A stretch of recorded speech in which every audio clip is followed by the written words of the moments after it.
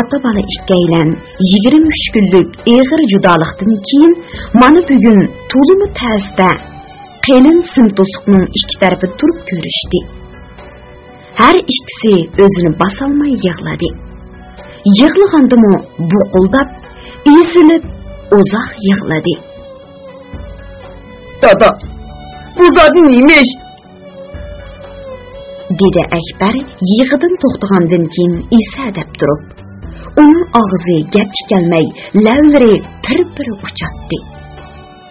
Bu dunyoda nahaq ishlar nima degan ko'p?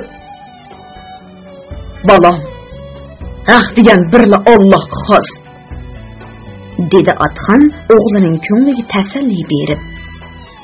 Allohdan boshqasi yo undoq, yo mundoq nahaqchilik qiladi. Akbar ko'zidagi yoshlarni surtib, dadasini qoniqdek ko'rib olish uchun uningga sapselib qaradi. Qaradi-yu, ya'ni ko'ngli buzildi. Chunki dadasining chas soqollari o'sib, rangi-ro'yi tatirib, burunqi kelishgan, qomatlik, xushxuy turqidan asarni qolmagan edi. Demisimi bu kunlarda u xelilni yadigan, qanshir ko'tarilib, ishki qo'zi shippida cho'kkan edi. Balam, eshak saqmo? So'radi Atxon kutilmaganda. Holidan xabar elib turgansan? Eshakni setib etdim dada. Dedi Akbar parvosizlik bilan. Boqqili bo'lmadi. Bir panjoblik bedik ketdi. Nima? Setib etdim? Atxonning ovozi titrab, chiroyi oqirib ketdi. Nim bo'ldi dada? Akbar o'diqib so'radi. Chiroyi g'alit bo'lib ketdi-ku. Ushliqchi. Ushliqni bermagansan? Atxonning ovozida ham alaqsodilik, ham oz to'la tanbih bor edi. Berdim dada. Dedi Akbar dadasining buncha beorom bo'lishining sababini tushunmay. Eshak bilan birga ketdi. Ha, ketdi.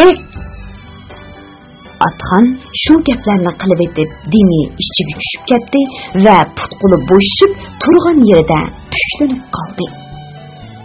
U xuddi birsi ko'mshirig'i tuyuqsiz kalla urgandek oylanib ketgan edi. Akbar, "Dada, dada, sen nima bo'ldi?" deginicha varqirab, sim to'siqni qo'llari bilan tirnalab ketdi. Lekin Atxondan sado chiqmadi. Ikki gundupay uni so'rab, kamarga akirib ketdi. Akbar sirtda yig'ilganicha dod faryod chekib qoldi. Agar shu pet turaversa, u hushidan ketish mumkin edi. Shunga Akbarni o'zi bilan birga kelgan hamrohi qo'lidan yetilab, turmaga yaqin yerdagi bir saroyga ketdi. Akbarning Lahorga kelib, dadasi bilan ko'rishishi osonga tushmadi. Baqtarxon olli kimlarga yelinib, yolvurib, bir necha kun deganda soqchi idorasidagi tonishi orqali yo'l xati va tonishtirish elib bergan edi. Ondan Yahya xo'ja oshxonasidan bir shogird bolni ajratib, uningga hamroh qilib qo'shdi va dadasi uchun bir muncha yemak-ichmak tayyorlab berdi. Bu ikkaylan poyezdda bir kecha kunduz yo'l yurib Lahorga keldi. Bu turmini nihoyat ta'sir izlab so'rab topgan edi. Mana shunday qiyin va mushkullik ichida ko'rishgan ota-bola ko'rishibla dardga mubtalo bo'ldi. Akbar dadasining nima uchun eshakning setilib ketganligini anglabla, hushidan ketganligining sababini tushunmay qiynaladi. Atxon bo'lsa, xuddi birsi yuragining bir parchasini sug'urib olgandek nimjon holatda jon talashyotdi. Hozir uningga hayotning, dunyoning hech qanday qimmati qolmagandek edi.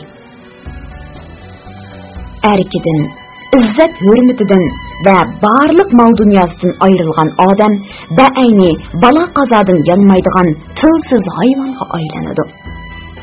Shu topda Atxon ashunda holatga kelgan edi. Yuragidagi alam g'azab va umidsizlik uni hech nimadan yanmaydigan bir talva turgunga aylantirib qo'ygan edi. Atxon endi yashashdan o'limni afzal ko'rdi. Hech narsa yo'q, quruq iskelet aylanib qolgan bundoq issiq jonni davomli saqlab verishning hech qanday ahamiyati yo'q edi. Chunki u aşı o'g'li setivetgan ushliq bilan billa qutlug haj safari uchun tayyorlagan barliq dunyosidan ayrildi. Atxon Qashqardan yo'lga chiqadigan chog'da aşı alohida buyurtib tiktirgan gelam ushliqning orsiga 10 so'mlikdan 30 tillarni yo'shirib tikivetgan edi. Bu uning barlig'i, hayoti va ota-bola ikkaylarni haj qildirib, yana o'z yurtiga omon-eson olib qo'ydigan tangdoshsiz angushtari edi. Bu angushtar bo'lmasa, hech ish vujudga chiqmaydi. Hatto osh yalang'ochlikdan qadrsiz qurt qo'ng'izlardek o'lib qolishi mumkin edi. Shunga u üstilab kelayotgan bu azoblardan bir kun bo'lsa-mu burunroq qutulish uchun o'limni afzal ko'rdi. O'lish kerak. O'lim yaxshi nijotlik yo'li. Odam deganning bu dunyodagi umri yozdagi barang, kuzdagi g'ozondekli ish. Haqiqiy umr, abadiy hayot u dunyoda.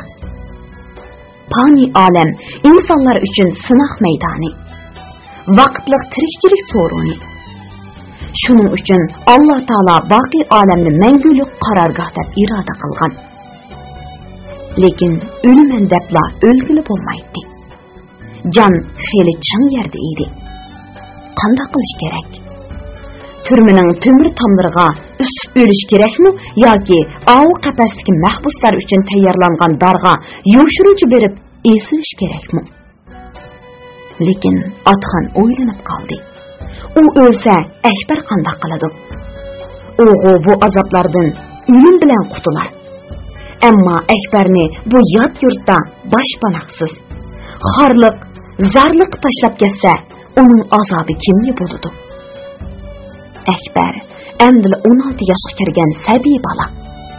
Uning bu dunyoning rohatini, xo'rligini ko'rish huquqi xuddi dadasiga o'xshash o'y-o'choqliq bo'lib, farzand ko'rib, ota-buvisining hayotlik shamini o'zildirmay yondirish majburiyati bor emasmi? Atxon shularni o'ylab yana ko'ngli buzildi. Ummu boshqa otalarga o'xshash o'z farzandining yetim, baxtsiz va xorzar bo'lib qolishini xohlamaydi. Shu topda Atxonning ko'z oldida ovu temir qafasda o'lim navbat kutib yotgan sho'r bishoni mahbuslarning hayotga, yo'ruqqa va yashashga bo'lgan intilishlari gavdilib, birdilla o'zining o'lim to'g'risidagi xiyollardan saskangandek bo'ldi. O'lim muqarrarlashib qolgan o'sha odamlar chig'ida yenidan har qanday birisi o'ssa, ularni to'g'lab, gap qilish, ular bilan nima to'g'risidir so'zlashishni, mundishishni o'ylaydi. Bu hol Atxonga dastlab g'alati tuyulgan bo'lsa-mu, keyin ularning mushu yo'l bilan hayotga, yashashga intilayotganligini, hayotlikni o'limdan yaxshi ko'radiganligini, bir kun bo'lsa-mu bu dunyoda odamdek yashashni orzu qiladiganligini tushungan edi. Demisimi hayotning tamom lazzatlaridan mahrum bo'lib, butunlay azob oqibatga mubtalo bo'lgan odammi o'limdan ko'ra yashashni afzal ko'radi. Chunki o'lim yo'qlik, zulmat ichidagi bo'sh narsa. Bu dunyoda hayotlikning go'zalligiga, kuch-qudratiga va jalbkorligiga yetadigan narsa bormi? Eng yavash, tilsiz qo'ychig'ida bo'g'izlayman desang, shiddat bilan put etib qarshilik qiladi. Qoniga pichoq tekkandan keyinmi tipirlab tartishadi. U zot nimaga tartishadi? Ummu o'limdan yashashni afzal ko'radi. Bahorga, yeshil cho'plarga, o'ynoq suvlarga tartishadi. Hatto qirin qor besib, yeshillik tugagan, hayotlik tiniqi uzilgan zimiston qishlardimi u yana yashashga intiladi. Aman bir günü Qaqas tağlarının baharga, yeşillik pürkündüğanlıqını bilip çidam bilen kütüdü. Dervaqa, hayat yolunun əgər toqaylıqı, turmuşның murakkab, sırlıqlıqı tüpəylidir, adam bir gün parağatda ötsə, bir qancha gün asaratda ötüdü. Lekin hayat parağatli günlər hamon köp boludu. Hayat haqiqatining mana shundoq shirin ham ochiq taraflarini asta tushunib ketgan Otxon 2 kundan keyin o'g'li bilan qayta ko'rishganda eshak va ushliq to'g'risida gaplarni zodi eg'iziga olmadi. Bu haqda Akbar eg'iz ochganda bo'lsa, o'zini tamkin va erkin tutib, "Eshkab yo'q o'g'lim, shundoq so'rab qo'ygan edim. Eshakka echkishib qolibman" degan gaplar bilan o'tkazib o'tdi. "Dada, sen bu yerdan qachon chiqsan?" so'radi Akbar go'daklarcha xiyol bilan. "Men bir yolg'iz qoldim, qiynalib ketdim. Bilimsha akamning ahvolimi yaxshi emas." "Qachon chiqishimni bilmayman, bolam," dedi Otxon ulug' kichiklanib. "Lekin men o'zimga Allohga oq. Mening hech qanday gunohim yo'q. Bular meni xato so'lab qo'ydi. O'qishmaslik bo'ldi." "Biror chaqdimi yo?" shubhi bilan so'radi Akbar. "Kimni chaqar bolam? Men kimga yomonlik qilgan?" Otxonning ko'nglida hech qanday shubhi yo'q edi. "Behuda gumon qilmayli bolam. Gumon iymonni qochiradi." Bu oq ko'ngil, bag'ir yumshoq odam zaharlik chayonning hamisha kesak ostida yotadiganligini, ba'zi odamlarning baayni tungi tashna g'uqushdek bo'rin pushqoqlarda yurib kishilarga shumliq chillaydiganligini zodila xiyoliga keltirmaydi. Dilqut xazinasi. Vaqt to'shib xo'shlashadigan chog'da Otxon Akbarga ko'z yesh ichida mundoq dedi: "Bolam, men oq, men pok. Bunga Allah guvoh, osmonmi, yermi guvoh. Sen Baqtarxonga, Yahya Xo'jaga aytdim. Ular ishning ipini biladi. Xudo uchun bo'lsinmi, biror yerga mening to'g'ramda ari sunib baqsin. Elimshani yo'qlab tur. Xo'sh bolam, xo'sh." Anlavatqanlar Beli Quttordan anlatılayotgan ovozliq asarlar sahifasi. 9-bob. G'arib ketan palvon. Helim Shohning kesli eg'irlashib qoldi. Shuncha qavul, kuchli, dastli bir odam shu kunlarda juda tortilib, xuddi Layli qozoqdek nozuklashib ketgan edi. Kesal uni hamma jihatdan tanxo'ritib, bejirim nirvinlarini qardan chiqarishga boshladi. Helim Shoh tun-tunlab kirpik qoqmay uyg'oq chiqardi. İştahasımı tutulup, xuddi kichik boladek kapamlab tomoq yeydigan bo'lib qoldi. Heriqi Habashda qora doktormu endi uningdan umidini uzib Baqtarxon bilan Akbarga: "Bu kasal to'g'risida men sizlarga burun aytgan. Biz qo'limizdan kelishcha davoladik. Ammo hozirgi ahvoli borgan sir yomonlashib ketyapti. Tekshirishimizcha, kasalda yaralanish xarakterlik miya qon tomiri to'silish ahvoli bor. 2 qo'lliq tayyorlik qilib qo'yinglar," deb uqtirdi. Onun sizmo Helim Shoh o'z ahvolini o'zi tuyuvatdi. Kirpik eninsila qora besib, ko'ziga ajoyib g'aroyib narsalar ko'rinadi. Ba'zida u qimarda o'tirayotgan ayolini, ota-onasini tirik turib qora yetim qilib qo'ygan qizini ko'radi.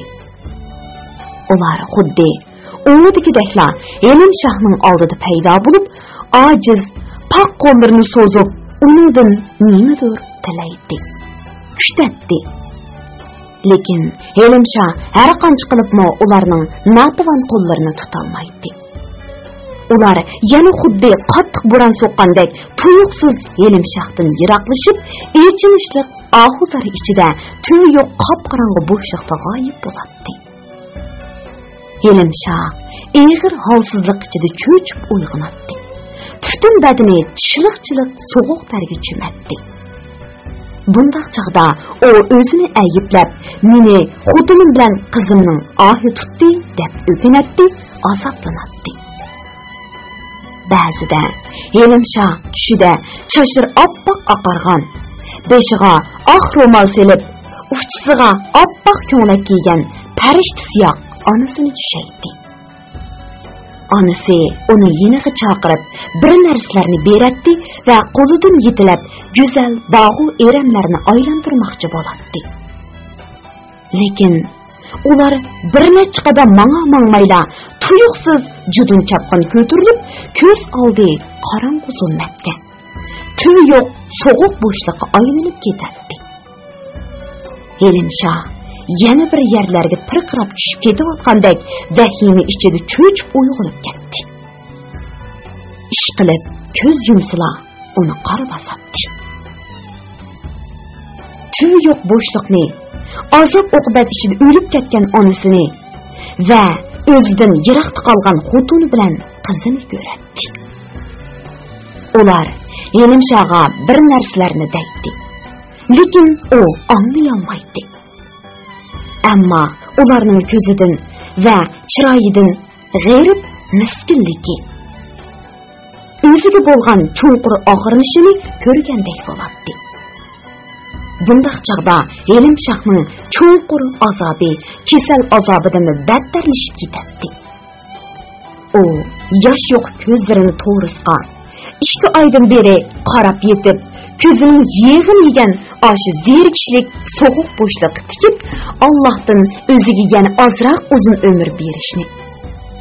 Bu o'zining har bir daqiqasini halollik va sadoqat bilan o'tkazib, iymon va vijdon oldidagi mas'uliyatini ado qilishni tilaydi. Ishqilib, bu kunlarda Yelimshak yashashga, tirikchilik qilishga har qancha intilsimi, ammo mudish kesal to'ydirmay uni bu dunyodan so'rab ketyapti. Shunga Yelimshak bugun Akbarga ko'ngli yerim bo'lgan holda: "Atxon aka, qachon chiqar?" dedi zaif ovozda. "Ko'risholmay qolarmanmikin deb ansirayman." "Undaq dema Yelimshak aka," dedi Akbar yig'lab silishdan o'zini orom tutib. "Dadam bilan ko'rishsan, biz tehi billa haramga boramiz." Yelimshak nuri o'chgan ko'zlariga kulgi yugurtdi. Beshini yenik silkib, Akbarning yaxshi ko'ngliga rahmat aytadiganligini bildirdi.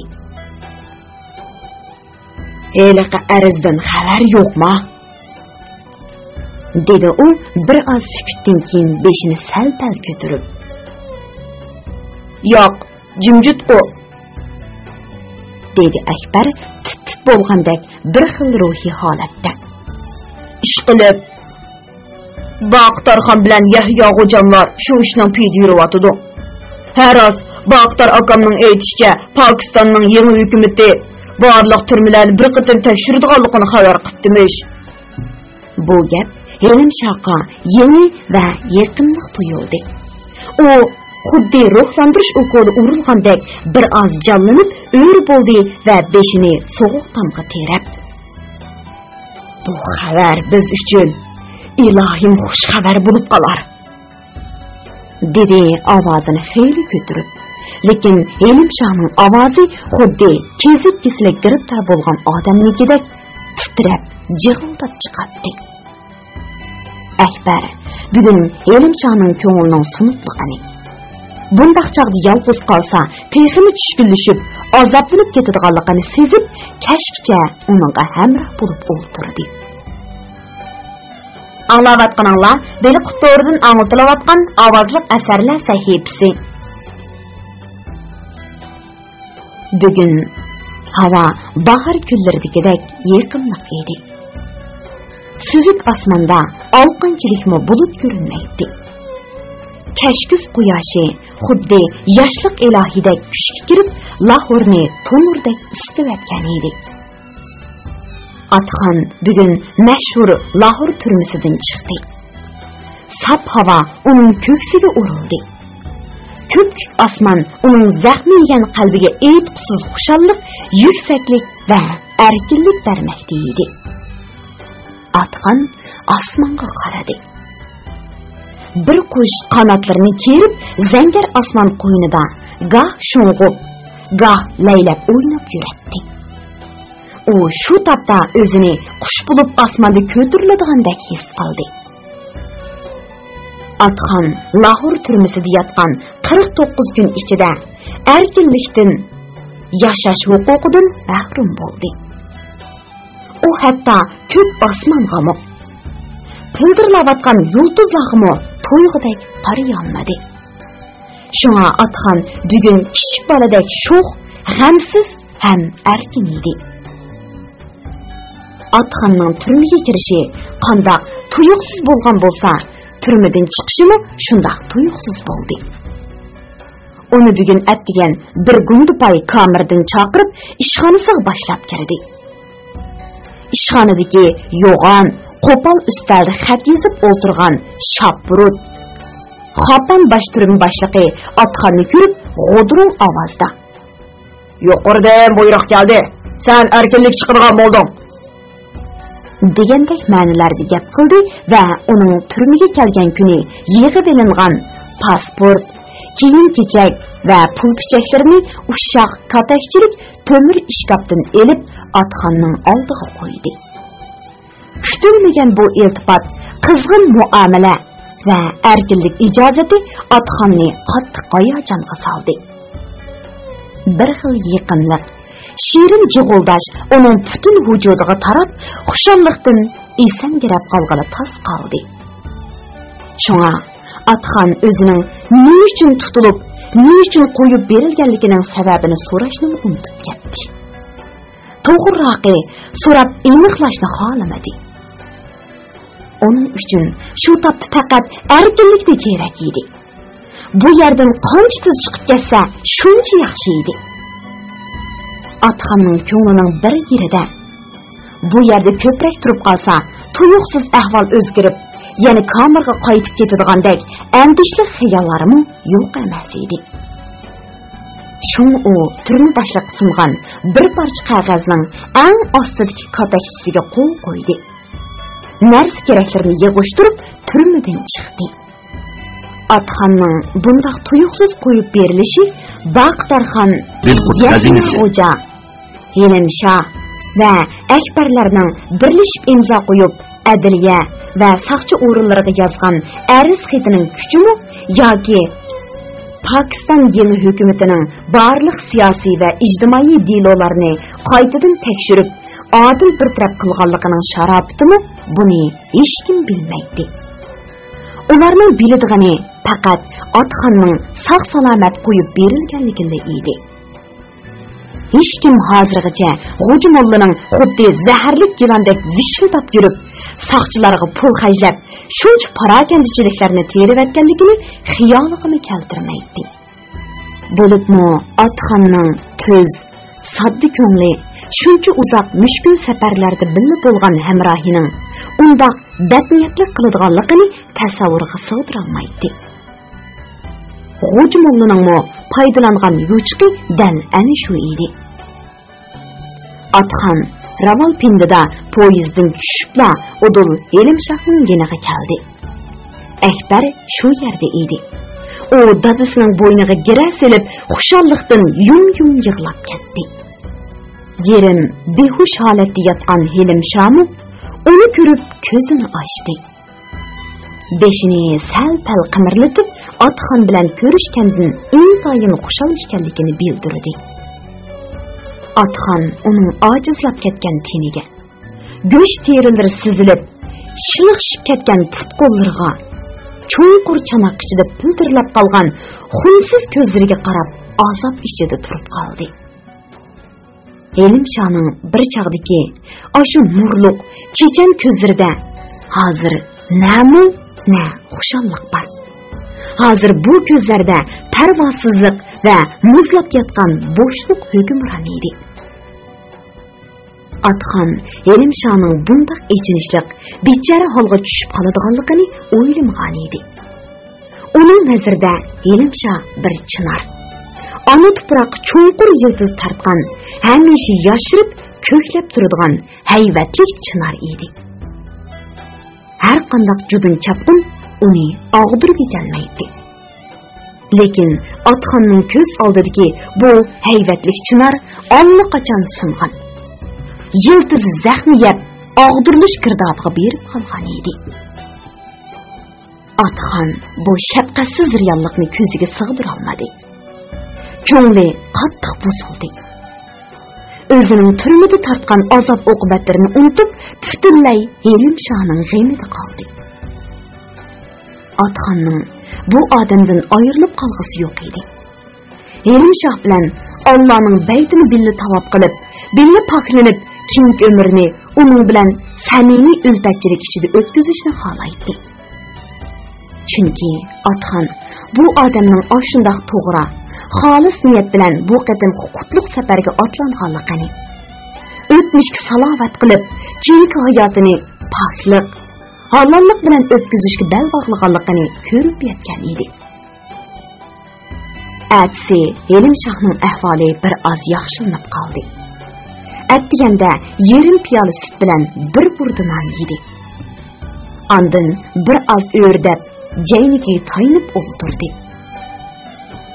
"Bugun ahvoling yaxshi ekan", dedi Atxon xushal bo'lib. "Xudo buyursa, asta-asta yaxshilanib ketsan. Kasal degan patmonlab kirib, misqollab chiqadigan narsa." "Inshaalloh deganlari bo'lar Atxon aka", dedi Elimshah o'ksinib. Uning dimi kesilib turadi. "Bugungi yaxshi bo'lib qolishim sizlar bilan ko'rishganligimdan bo'lsa kerak." Ras, Elimshahning bugun sal-pal ruhlanib, putqulida jon paydo bo'lib qolishi Atxon bilan ko'zi ochiq chig'ida ko'rishalganligidan edi.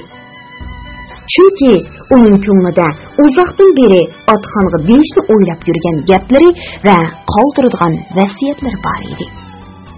Elimshah Akbarning qo'lini tutib, Atxonga bir xil do'stona mehr va ma'yuslik bilan qarab mundoq dedi: "Sizlar yaxshi vaqtida keldilar. Bizni Alloh ko'rishtirdi. Hozir mening tenim tuproqqa qo'shilib, ruhim arishga uchib ketishni orzu qiladi. Fursat g'animat. Bir oz paranglashaylik. Jonajon do'stlardan, jahoniy birodarlardan ayrilish bahmim ishkil ekan. Nima chora? Odam degan peshonasiga putilganni ko'rmay iloji yo'q. Aslida men allaqachon hayotimdan umid uzgan odam edim.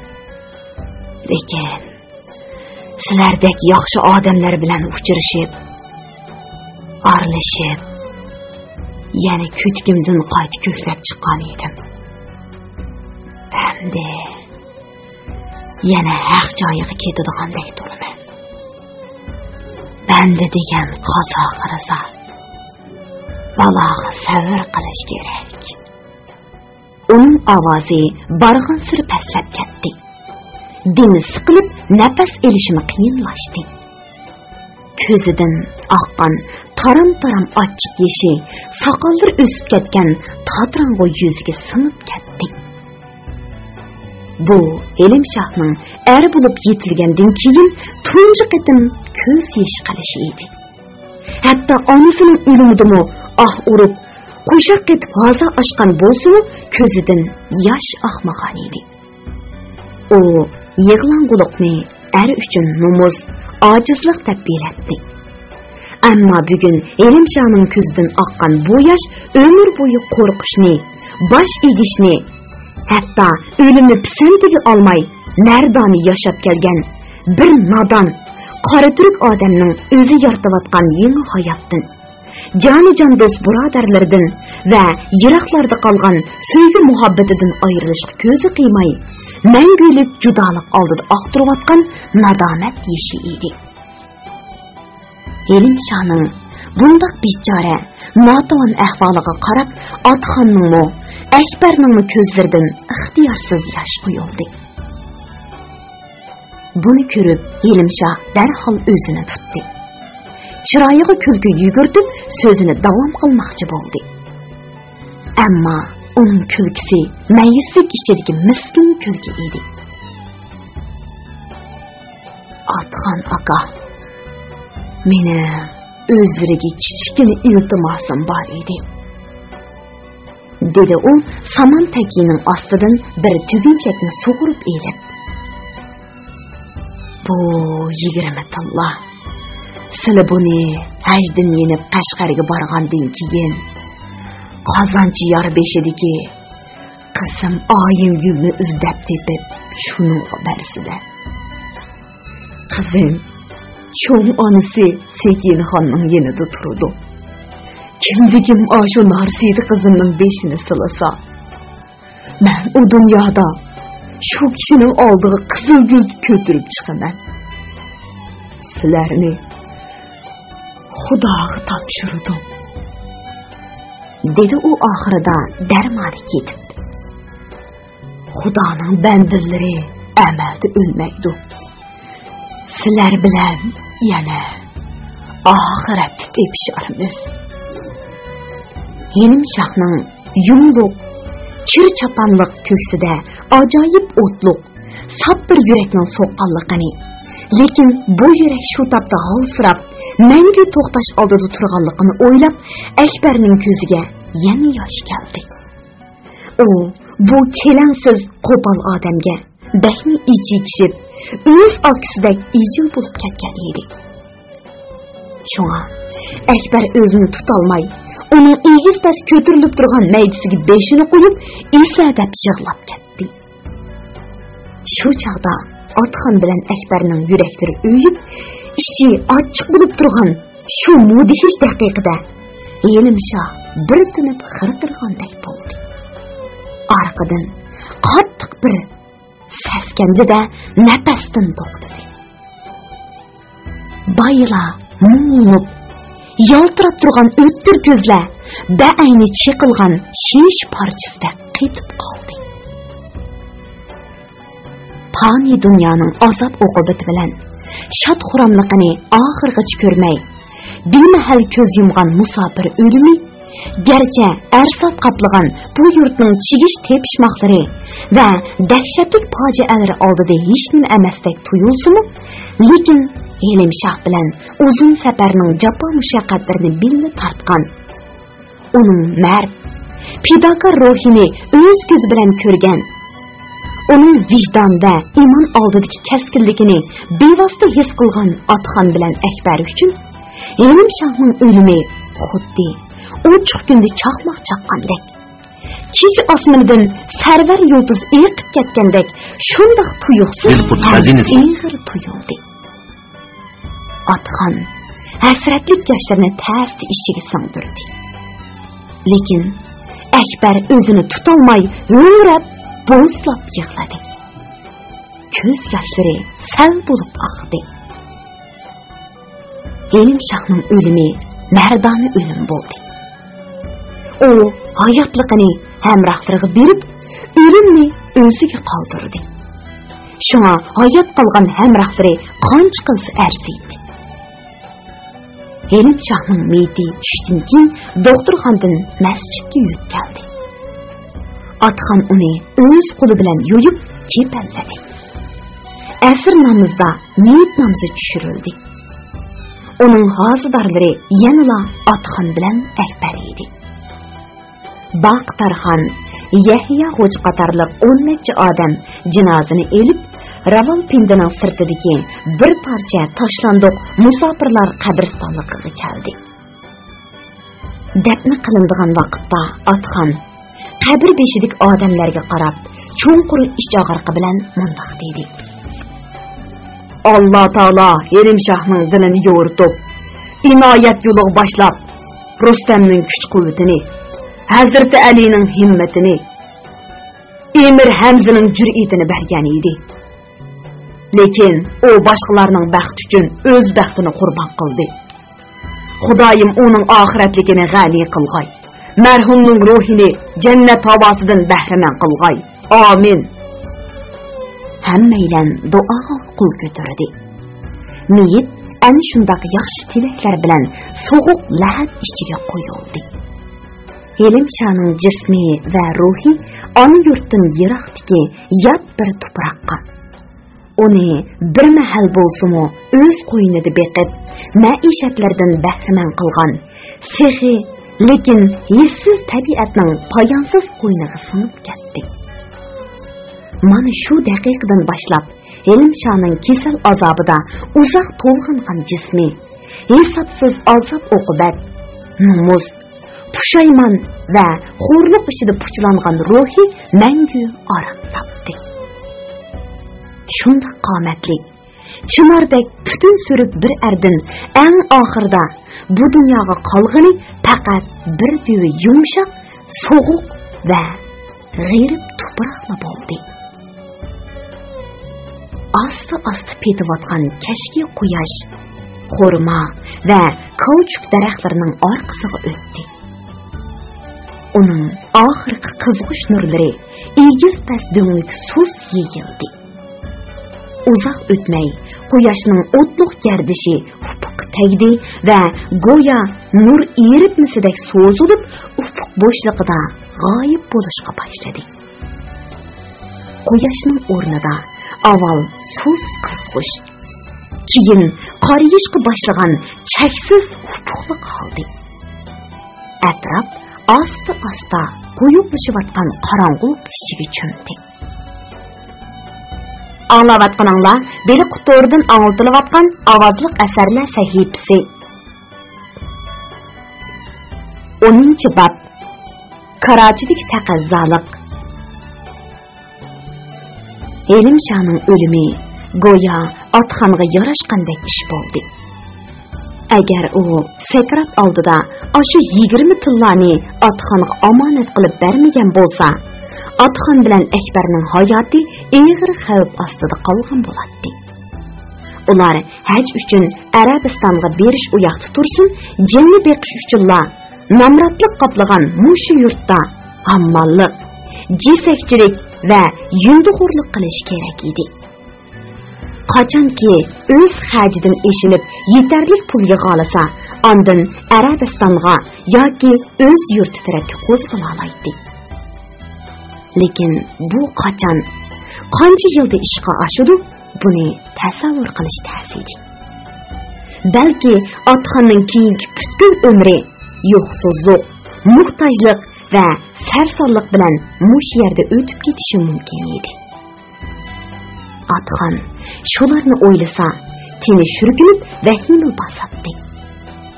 Allohning o'zini Elimshaning qo'li bilan bu dunyoning ashunda xo'rliq va azob oqibatlaridan qutuldirib qolganligiga chin ko'nglidan shukr sano aytadi.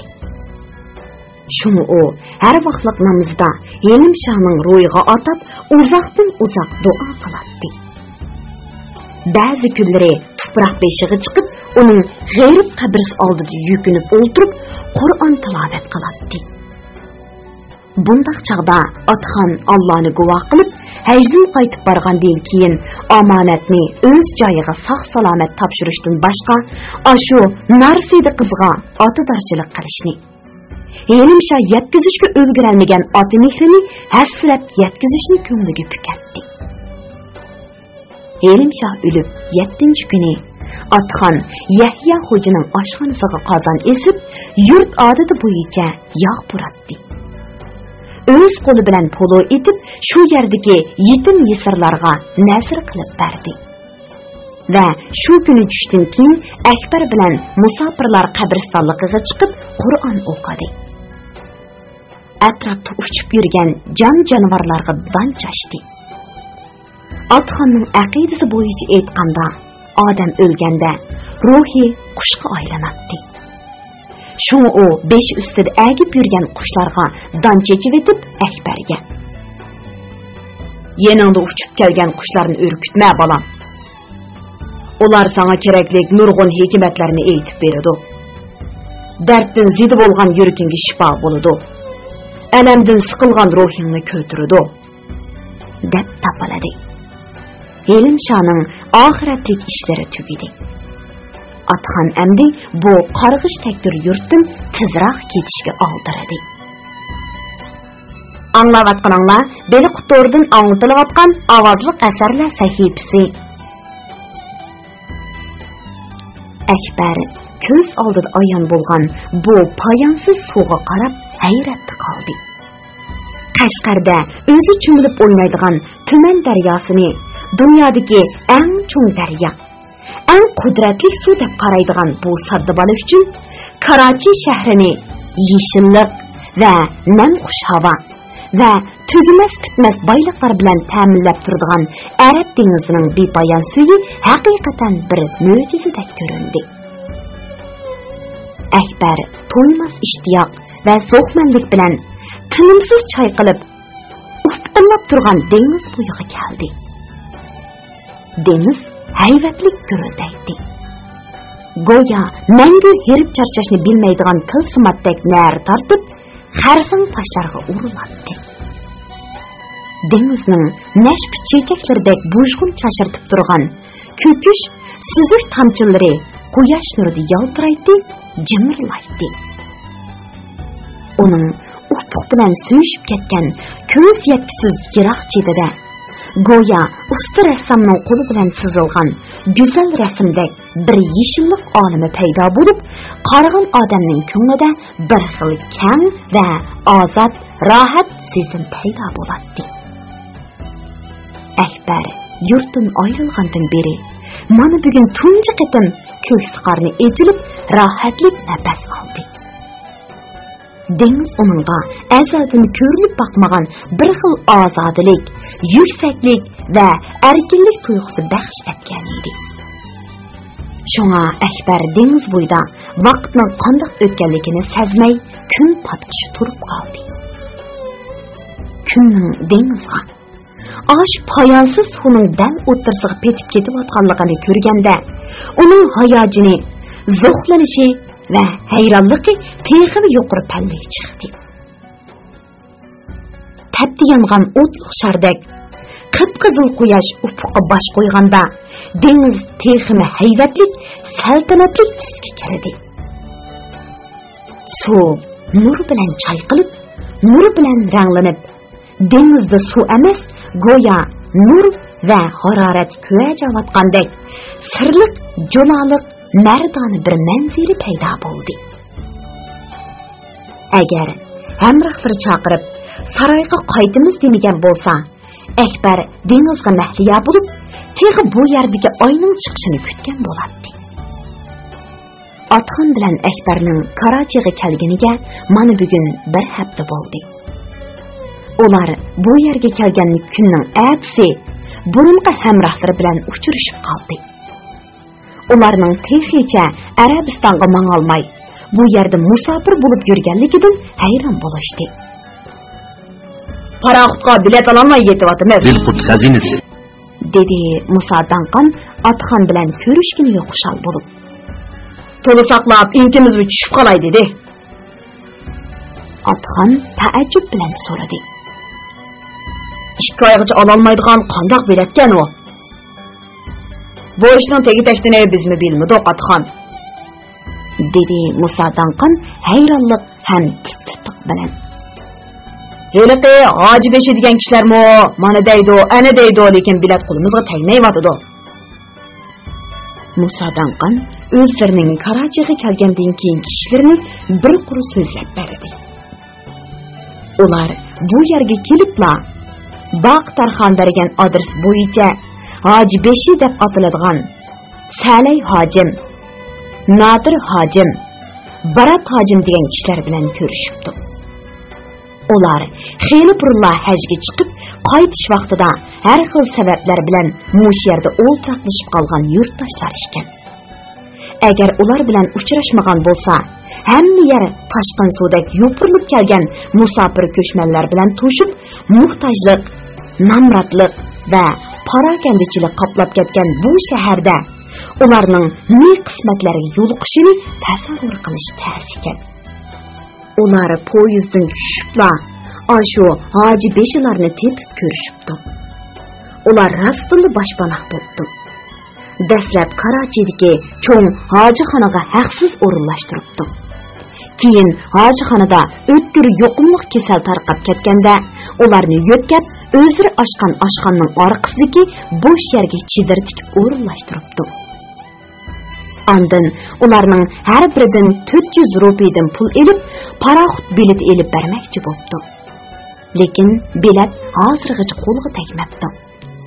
Hoji beshilarning aytishicha, paraxutga bilet sotadiganlar ulardan har xil qusur tepib bilet berishga unamay yetibdi. Aeroplanda yo'lga salayli desa, bir bilet 1300 rupiya bo'lg'ashqa, ular Arabistonga barmayla yanchiqidan quruqtilib ketishidan qo'rqibdi. Shunga amalsiz hoji beshilarning sabr qilinglar, munosabatli o'rinlar bilan so'zlashyapmiz, pat arada hal bo'ladi degan gapi bo'yicha saqlab yetibdi.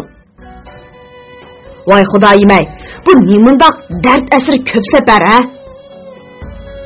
Dedi Musa Danqan jili bo'lgan holda o'xtartib. Bundaq yetiversak, pul kuchimiz tugab, asta-asta elim divoniga aylanib qoldigan o'xshaymiz. Xudoyim yana o'zi oson qiladi Musraxon. Dedi Atxon ham tasalli, ham tanbih ohangda. Allah öz bandisining e'tiqodini, iymonini sinash uchun mushundoq mushkul, qiyin safarlarni iroda qilgan.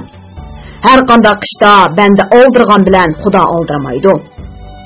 Bu yerdagi rizqimiz qachon tugasa, shu chaqda qo'zg'alamiz. Buni mo Xudo o'zi o'rinlashtirgan. Musa Danqan shundoq degenicha beshini langishdi.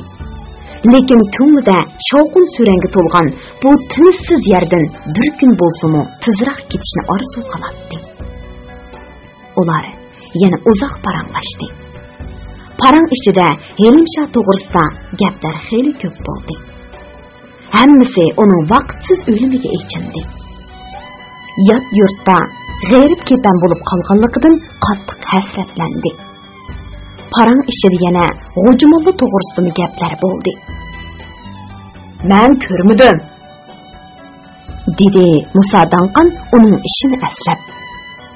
Ko'rganlarning aytishicha, u bir oyning oldida Ravalpindidan kelib Hindistonga ketibdimish. Hindistonga? Bu xabarni anglab Atxon hayron bo'ldi. Keyin ko'nglidan bir fikr kechib, balkim yo'ldagi osh gunohlik ish tufaylidan haramga berishdan nomus qilib Hindistonga ketgan o'xshaydi, deganlarni o'ylab qoldi. Bo'pti. Nadil bo'lsa salomat bo'lsin, dedi u chin ko'nglidan chiqarib. Odam bolasi ko'proq dunyo ko'rib, iymonini quvvat topqizgan yaxshi. Musa Danqan necha vaqtdan beri buruq turma bo'lib ruhi tushib ketgan edi. Endi Atxon bilan so'zlashib, muldishib o'zini xeyli yeniklab qolgandek his qildi. Yalg'iz Musa Danqonla emas, ularning hammasi bu qitim Atxon bilan qayta jam bo'lganligidan xushal edi. Ular mushundoq ko'ksi qarni kang, shukr qanoatchan, ahli hushi joyida bir odamning o'zlariga bosh bo'lib, bundaq uzun ham mushkul safarning huddisidan chiqishini o'zlarining baxt taliyi deb biladi. Taqozolik ichidagi kutish bilan yana 10 kun jimjit o'tib ketdi. Karachining havosimi asta-asta sovib, attigini oqshimi gajga qo'riydigan bo'lib qoldi. To'li kutib taq bo'lgan bir nechaylan oxiri hoji beshilarning yoqsidan elib paraxut biletini talab qildi. Bu chaqda ularmo va'daga vafo qilolmaganliklaridan xijil bo'lib yavaşlashib qolgan edi. Shunga bugun ularning ichidagi yuzlikrak kelgan Salay hojim yep-yangi bir Iron gelimini velosipedning orqasiga tengib, Atxon, Musa Danqan va yana bir necha mo'ysipitlarni agashtirib, paraxutga bilet sotadigan Hoji Kat degan yerga keldi. Bu yerning oqsoqili Dipabay degan kishi gavdilik, yo'g'on qo'rsoq, kelansiz odam edi. U doim beshiga yo'g'on, qora dastar o'rab, qo'lida ilmak nizam tayiqi tutgan holda yuribdi. Hoji katta odam ko'p edi. Har qaysi davlatlardan kelgan haj qilguvchilarga bas-basda bilet setib atadi. Salay hojim Dipabayning orqasiga tushib so'zlashmoqchi bo'ldi. Lekin Dipabay nazar guruzgimi olmay o'zining ishini qilaverdi. Faqat Salay hoji velosipedning orqasidagi gelamni ishora qilib bir narsalarni degandila, ondan u bir oz echilib Salay hojim bilan urdu tilida vichirlashib so'zlashib ketdi. Bu oqsoqolning deyishcha, dedi Salay hojim bir chaqda uning gapini tarjima qilib. Bizning hozirgacha bilet ololmasligimizning sabab bizda darxas yo'q ekan. Hukumatinglar bularga darxas yo'llamabdi. Bular har qaysi davlatlarning o'ziga qilgan darxasiga asosan tayyorlik qiladi ekan. Arabistonmo shunga qarab qabul qiladi ekan. Shunga bizga bilet setib bera olmaydi ekan. 2 oydan ortiq saqlab, endi erishgan javobimiz shu bo'ldimi? dedi Musa Danqal. Salay hojim bu gapni Dipabayga uqtirdi. U nizam tayiqini o'yintib turib mundaq dedi. Biz kutdik. Davlatlardan darxas kelib qolarmikin deb kutdik, dedi u va Salay hojimni imo qilib. Biz o'z vaqtida ma'o odamlarga mo shu gapni qilib kutishni aytgan, ammo davlatlardan hozirgacha xabar bo'lmadi. Yana kutamdik, so'radi Otxon taqasa bo'lib. Bizda amal yo'q, dedi Dipabay parvosizlarcha. Darxas bo'lmasa bilet setib bergili bo'lmaydi. Bu prinsip. Gap shuning bilan uzildi. Salay hojim bir gilamni hadiya qilib, yurtdoshlari oldida xijillikdan qutulib, o'zini oqlagandek bo'ldi. Ammo u yurtdoshlarining hozirgi o'sal ahvoliga hisobdashlik qiladi. Shuncha vaqt behuda kutib, nurg'un mol dunyosidan ayrilib, yana mangolmayotganligidan qayg'uradi. Agar ular shu pet ketaversa, muqaddas hajdavob umidi yo'q chiqqandan sirt ularni yo'qsizlik, muhtojlik va g'ayriblik kulpiti besib, echinishlik oqibatlarga mubtalo bo'lib qoladi. U chaqda 3 nafar hoji beshiningmi buncha ko'p odamni halokat dengizidan qutuldirishga majoli yetmaydi. Bu ishlar burun mundaq tez, murakkab emas edi, dedi Salay hojim ko'ngli yerim bo'lgan holda.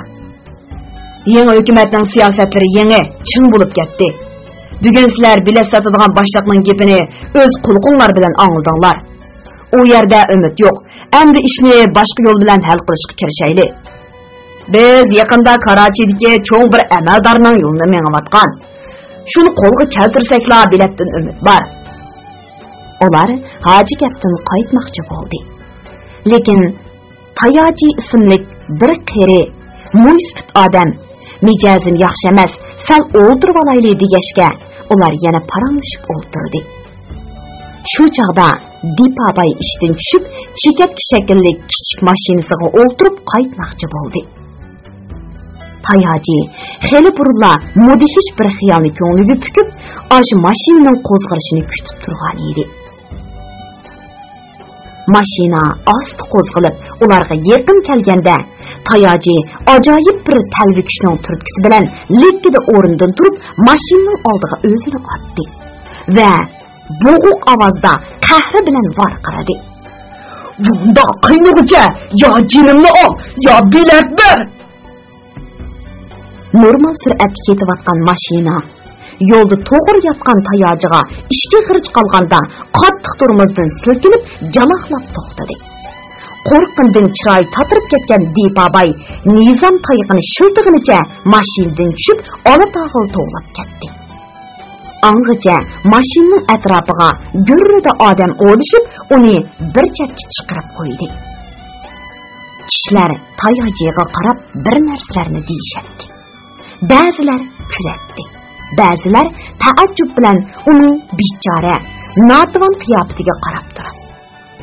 Demisimi onun qeyrilib ketgan nursiz ko'zlarida yosh lig'irlab, yodong'irab ketgan yuzlaridan kishining ichini og'ritqidek mung va hasrat chiqib turadi.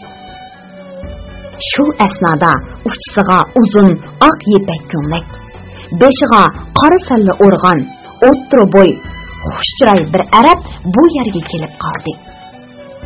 U tayojining nima uchun o'limga tavakkul qilganligining sababini surishtirib bilib, qattiq hayajonlandi.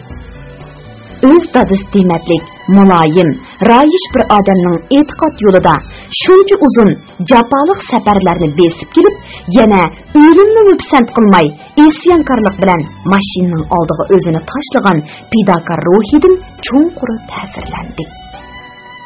Shuni u avval o'zini tunishtirdi. Uning ismi Muhammad ibn Jaifar bo'lib, Arabistonning Karachida turishli konsulxonasining muhim arbobi edi. Ondan u Tayoji va Otxon qatorliq bir nechaylarga tasalli berib mundaq dedi. Sizlar sabr qilib turinglar. Alloh sizlarni mush yergacha chaqirib kelgan ekan, cho'qim Baytullohga berib haj tavob qila olaysizlar. Hozir Pokistonda yangi hukumat qurildi. Shunga bular prinsip siyosati chang turadi. Men darhol Arabistonga Malik Abdul Azizga yo'llanma yo'llab, sizlarning ahvolinglarni ma'lum qilaman. Inshaalloh yaxshi xabar keladi. Sizlar xotirjam kutib turinglar. Bu tasodifiy uchrashish va yesitashliqqa to'lgan yaxshi so'zlar ularning umidsizlik bilan munglangan ko'ngillarini xuddi bahor yomg'irdak yashirtib, echintiribdi. Ular Hoji Kaptan xushal qaytib, bu xush xabarni taqozolik ichida qolgan boshqa hamrohlarga yetkazdi. Beliqut shirkatida ovozga elinib, Beliqut to'rda anglatilayotgan Uyg'ur yozuvchisi Ahad Turdining Xinjiang yoshlar o'smirlar nashriyoti tarafidan nashr qilingan Sarson ruh nomli romanini bugun mush yergacha anglatdik. Davomini atigi anglatishimizda davomli anglatamiz. Bu roman Xinjiangdagi har qaysi Xinhua kitobxonalarida sotiladi.